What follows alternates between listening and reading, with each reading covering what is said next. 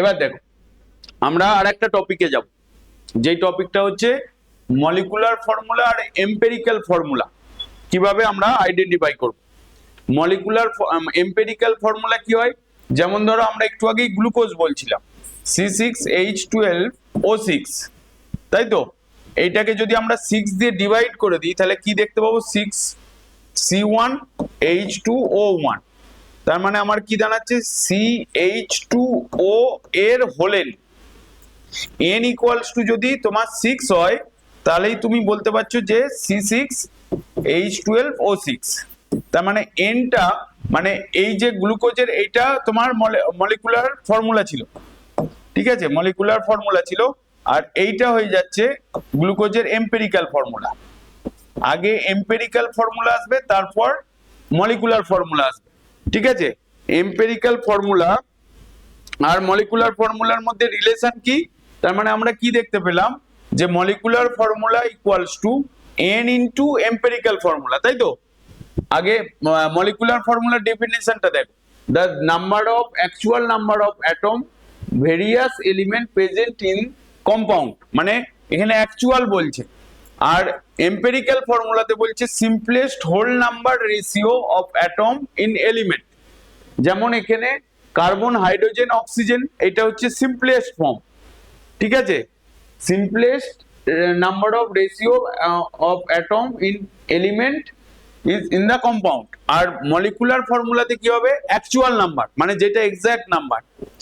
এবার ধরো এম্পেরিক্যাল ফর্মুলার সঙ্গে মলিকুলার ফর্মুলার রিলেশন, মানে মলিকুলার ফর্মুলা ইকুয়ালস টু, তুমি লিখবে molecular formula equals to 2 into empirical formula. Empirical formula, এই ফর্মুলাটা লিখে রাখো তোমার খাতাতে, 2 ইনটু এম্পেরিক্যাল ফর্মুলা হলো। তার মানে আমরা 2 ইনটু না, এখানে হবে n ইনটু এম্পেরিক্যাল ফর্মুলা। আমাকে এই nটা ক্যালকুলেট করতে হবে। n ইকুয়ালস টু তাহলে কি দাঁড়াচ্ছে, মলিকুলার ফর্মুলা, মানে এটা ক্যালকুলেট করার নিয়ম আছে, molecular formula into by empirical formula, empirical formula হলো। তার মানে আমরা এই রিলেশনটা জানলাম যে মলিকুলার ফর্মুলা হচ্ছে অ্যাকচুয়াল রেশিও আর এম্পেরিক্যাল ফর্মুলা হচ্ছে তোমার সিম্পলেস্ট রেশিও। এবার আমরা একটা অঙ্ক দিয়ে এটার সলভ করব, ঠিক আছে। এর সঙ্গে আর কিছু ভেপার ডেনসিটি রিলেশনটা লাগবে। ভেপার ডেনসিটি রিলেশন জানো নাকি? না না না, ওইটা রিলেশনটা লাগবে না, কেন হলে এর কিছু কিছু অঙ্কে যে আটকে হবে।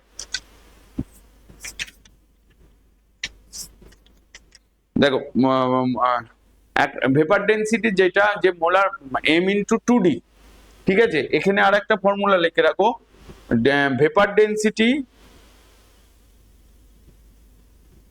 মলিকুলার মাস ইকুয়ালস টু, বা মলিকুলার কোন জায়গায় কাজে লাগবে এটা, এটা molecular mass equals to 2 into vapour density, ঠিক আছে। মানে actually m equals to 2d, এইটা মনে রাখো, তাহলে এটা দিয়ে হবে। তারপর ডুলং পেটির লয়েতে আমি বলবো আরো।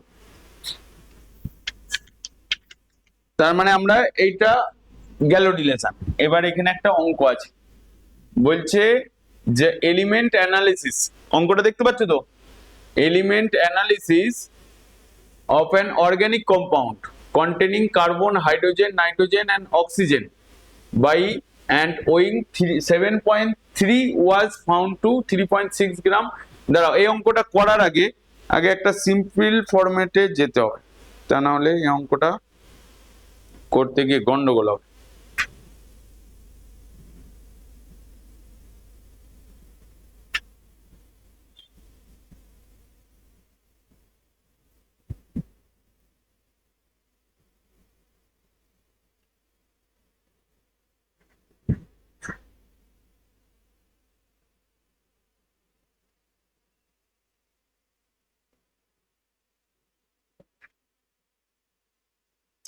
দেখো ভালো করে, এই অঙ্কটাই করে দিই।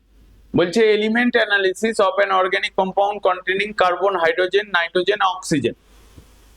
ওয়েট কি কি বলছে, একটা হচ্ছে 7.3 was found to contain 3.6 gram carbon and 0.7 gram hydrogen and 1.4 gram nitrogen। মানে টোটাল অর্গানিক কম্পাউন্ডটার ওয়েট হচ্ছে, টোটাল অর্গানিক কম্পাউন্ডটার ওয়েট এইটা 7.3 গ্রাম।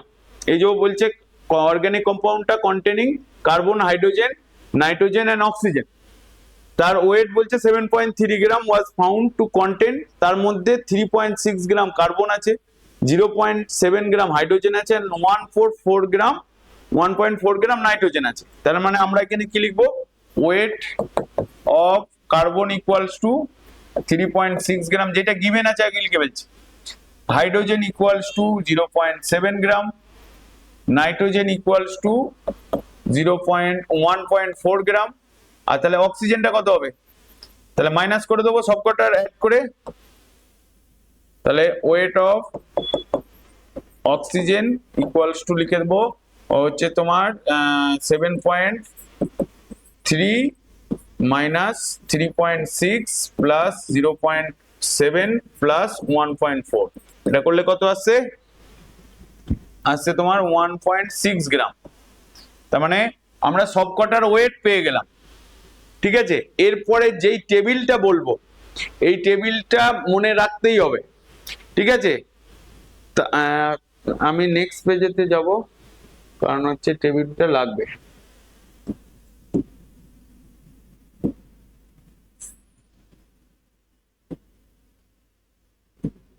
দেখো, তার মানে আমরা এখানে সবকটার ওয়েট পেয়ে গেলাম। আমরা টেবিলটা হচ্ছে তুমি, আমি নেক্সট পেজে নিয়ে যাচ্ছি, ঠিক আছে। প্রথমে লেখো এলিমেন্ট, আগে দেখে নাও তারপর তুমি করবে, ঠিক আছে। তারপর পার্সেন্টেজ অফ কম্পোজিশন, এখানে কি তোমার আমার এই কোশ্চেনটার মধ্যে শুধু ওয়েট বলেছে, ঠিক আছে। পার্সেন্টেজ অফ কম্পোজিশন মানে আমার কতটা দেয়া রয়েছে, এখানে যেইটা দেয়া রয়েছে পার্সেন্টেজ ফরম্যাটেই দেয়া রয়েছে, বা ওয়েট অফ, এখানে মনে রাখবে পার্সেন্টেজ অফ কম্পোজিশন, আমি একদম ফুল ফরম্যাটে লিখছি, ঠিক আছে।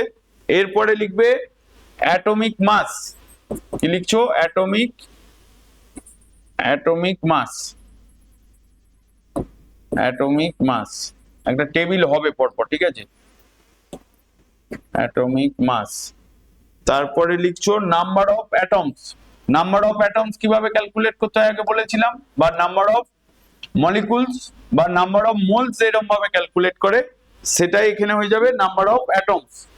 এরপরে হচ্ছে সিম্পল রেশিও, এরপরে তোমার সিম্পল রেশিও, এইটা এরপরে হচ্ছে তোমার simplest ratio, simplest whole number ratio, ঠিক আছে, সিম্পলেস্ট হোল নাম্বার রেশিও হলো। এবার লাইন টেনে ফেলো,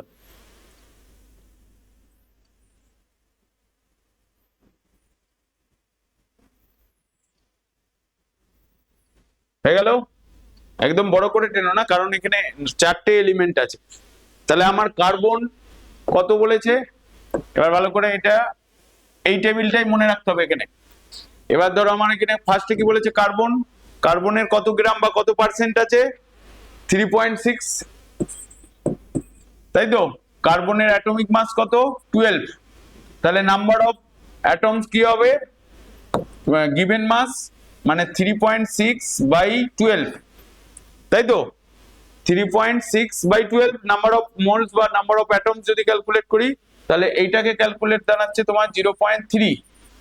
এই পর্যন্ত থাক, এটা কার্বন হয়ে গেল। এরপরে কি আছে তোমার হাইড্রোজেন, হাইড্রোজেন কত গ্রাম বলেছে, 0.7। হাইড্রোজেনের অ্যাটমিক মাস কত, 1। তাহলে 0.7 বাই 1 ইকুয়ালস টু 1, 0.7 সরি 0.7 হলো। এরপরে কি দিয়ে আছে তোমার নাইট্রোজেন, নাইট্রোজেন বলেছে 1.4। নাইট্রোজেনের অ্যাটমিক ওয়েট কত, 14, N2 হলে 28 হতো, তার মানে 1.4 বাই 14 মানে 0.1। আর এরপরে অক্সিজেনটা কত বেরিয়েছে, 1.6। তাহলে এখানে অক্সিজেনের হচ্ছে অ্যাটমিক ওয়েট 16, তার মানে 1.6/16 মানে 0.1।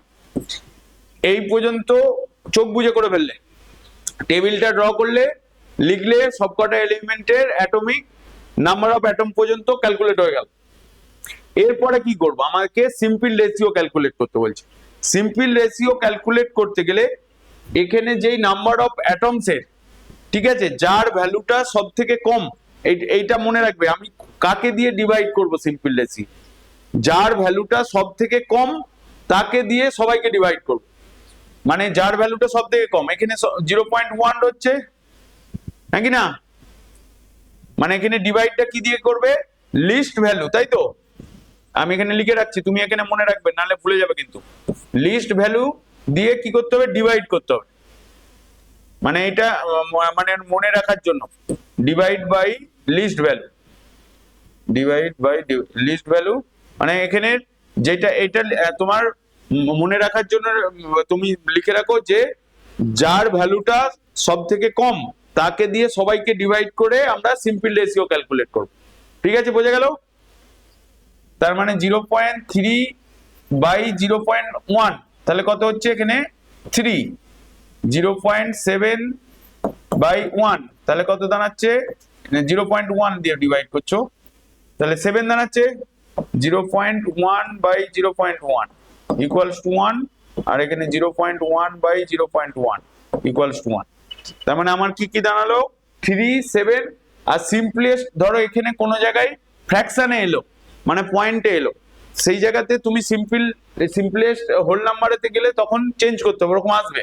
তাহলে এটা 3 হলো, এটা 7 হলো, এটা 1 হলো, এটা 1 হলো।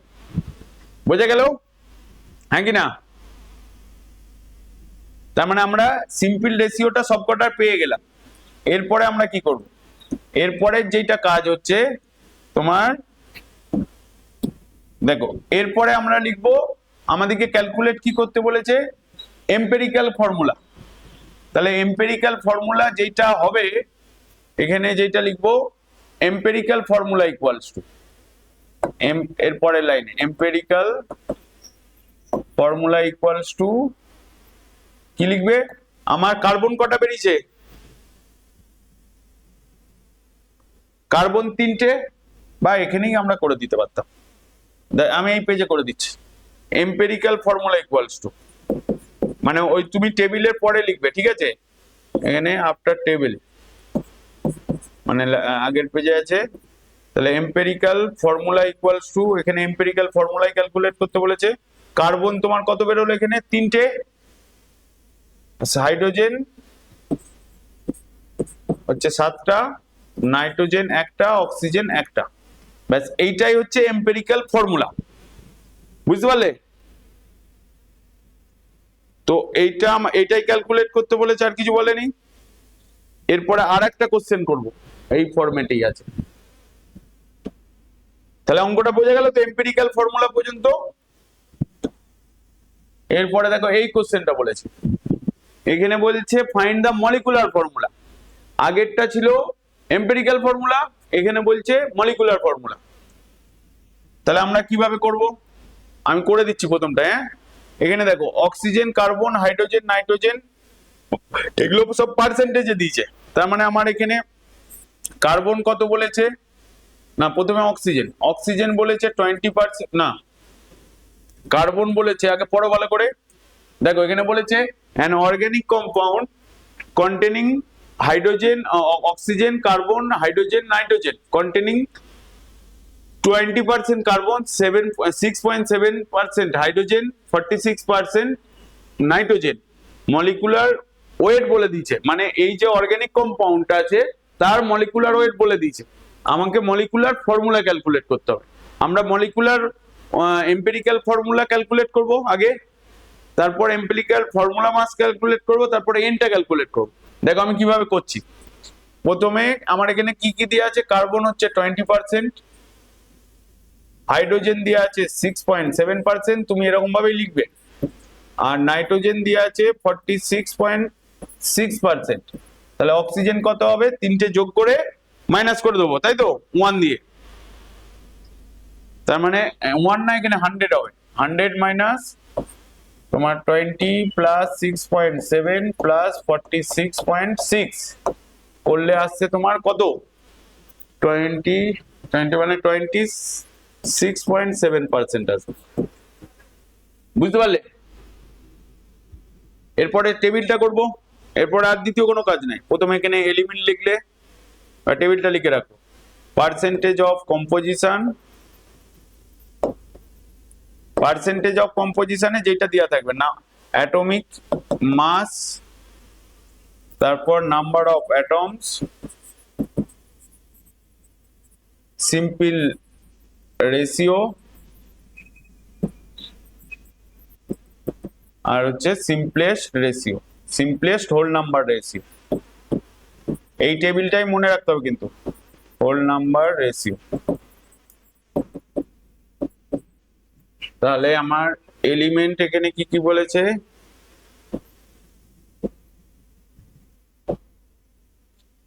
এটা একটু বড় দেখো, এখানে ফার্স্টে কার্বন বলেছে, কার্বনের পার্সেন্টেজ কত বলেছে? 20, অ্যাটমিক মাস কত? 12, তার মানে আমার দাঁড়াচ্ছে 20/12। 20/12 করলে কত আসবে ক্যালকুলেশন? 12 মানে তোমার 1 মানে 1.66 আসবে। দেখো 1.66। তারপরে কি বলেছে তোমার? হাইড্রোজেন, হাইড্রোজেন বলেছে তোমার 6.7, 1 মানে 6.7/1, তার মানে 6.7ই দাঁড়াচ্ছে। তারপর বলেছে তোমার নাইট্রোজেন, নাইট্রোজেনের পার্সেন্টেজ 46.7 না 46.6, 6 নাইট্রোজেনের হচ্ছে 14, তার মানে 46.6/14। এটা ক্যালকুলেট করলে আসছে তোমার কত আসছে দেখো, 3 মানে 3 14 42, তার মানে 3 দিয়ে আসবে, 3 পয়েন্ট সামথিং আসবে। দেখো 3.32। আর অক্সিজেন হচ্ছে তোমার এখানে কত বেরোলো? 26.7%। অক্সিজেনের 16, তার মানে 26.7/16 করলে ক্যালকুলেট করলে এটা কত আসবে? 1.66 আসবে এটা ক্যালকুলেট করলে, কারণ 26 মানে 32 হয়ে যাচ্ছে 1.66। তার মানে আমার সব কটার বেরিয়ে গেল, তাই তো? তুমি এখানে এটাকে লাইন টানতে পারো বা ফাঁকা ফাঁকা রেখে যেতে পারো, ঠিক আছে? কারণ বুঝতে সুবিধের জন্য।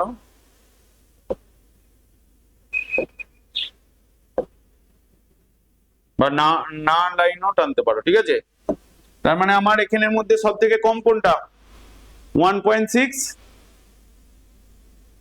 তার মানে আমরা এখানে কি করব? 1.66 দিয়ে সবাইকে ডিভাইড করব সিম্পল রেশিওতে। তার মানে এটা 1 হলো, এরপরে হচ্ছে 6.7/1.666, এটা করলে কত হবে?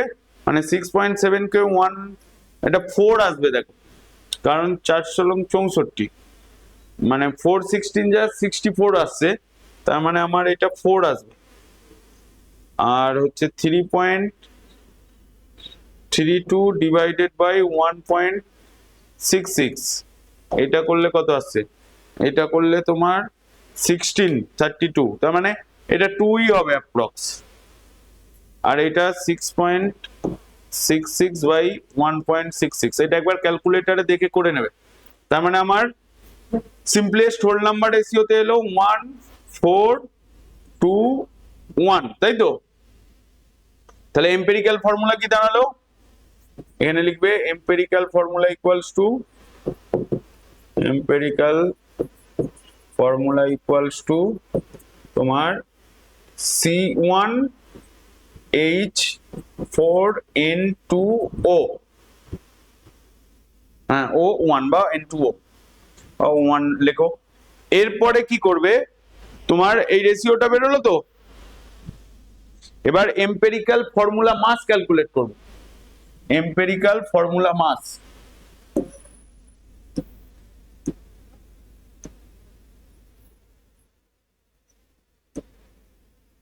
এখানে লিখবো এম্পিরিক্যাল ফর্মুলা মাস, এম্পিরিক্যাল ফর্মুলা মাস। আমার ফর্মুলাটা কি দাঁড়িয়েছে? যে তোমার C1, তাই তো, C1H4N2O, এটা হচ্ছে ফর্মুলা। তার মানে কার্বন কটা আছে এখানে 1, তাহলে 1 × 12, হাইড্রোজেন কটা আছে 4টে, তাহলে 1 × 4, নাইট্রোজেন 2টো আছে, তাহলে 2 × 14, অক্সিজেন একটা আছে 1 × 16, করলে কত আসছে টোটাল 12, মানে 12 প্লাস 4 মানে 16, 16 মানে 28 প্লাস 16 তার মানে 30, তার মানে 60 দাঁড়াচ্ছে। এটা এর এম্পিরিক্যাল মাস গেল। আর গিভেন কি দিয়ে আছে, মলিকুলার মাস দেখো, মলিকুলার মাস গিভেন দিয়ে বলে দিয়ে আছে, মলিকুলার মাস বলে দিয়ে আছে তোমার 60। দেখো একদম প্রথমেই দেওয়া আছে কোশ্চেনের মধ্যে, এই যে বলছে molecular weight was found to be 60, তার মানে আমার তাহলে মলিকুলার মাস 60 বলে দিয়ে আছে। আমরা রিলেশনটা কি জানি, n equals to molecular mass by empirical formula mass. এই ফর্মুলাটা জানি, আগেই বলেছিলাম, এম্পিরিক্যাল ফর্মুলা মাস, তার মানে মোলার মাস হচ্ছে 60 আর এম্পিরিক্যাল ফর্মুলা মাস কত বেরিয়েছে 60, তার মানে 1, তার মানে আমার মলিকুলার ফর্মুলা ইকুয়ালস টু, তুমি লিখে দেবে এটা হচ্ছে C1H4N2O1 তার হোলেন, এটা লিখবে এরকম ভাবে। তাহলে আমার এখানে n ইকুয়ালস টু কত বেরিয়েছে 1, তার মানে আমার ফর্মুলা দাঁড়াচ্ছে তোমার এখানে আমার nটা কত, এই যে 1 বেরিয়েছে nটা, তার মানে CH4N2O, এটা হচ্ছে মলিকুলার ফর্মুলা। বুঝতে পারলে? আমি হ্যাঁ যদি 2 হবে বা 3 হবে বা 5 হবে 6 হবে, যা আসবে সেটা এখানে এই হচ্ছে এম্পিরিক্যাল ফর্মুলার সঙ্গে এই যে হোল এন করছি মানে সেটাকে মাল্টিপ্লাই করে দেবো। বুঝতে পারলে? দেখি এরপরের কোশ্চেনে কি আছে। আচ্ছা এই কোশ্চেনটা স্ক্রিনশট নিয়ে না, দাঁড়া আমি তোমাকে পাঠিয়ে দিচ্ছি, ধরো